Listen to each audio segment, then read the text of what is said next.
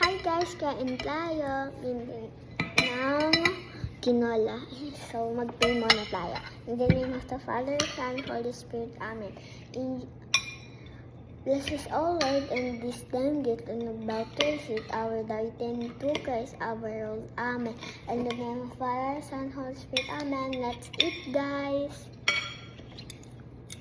So, nahulog pa yung kanin.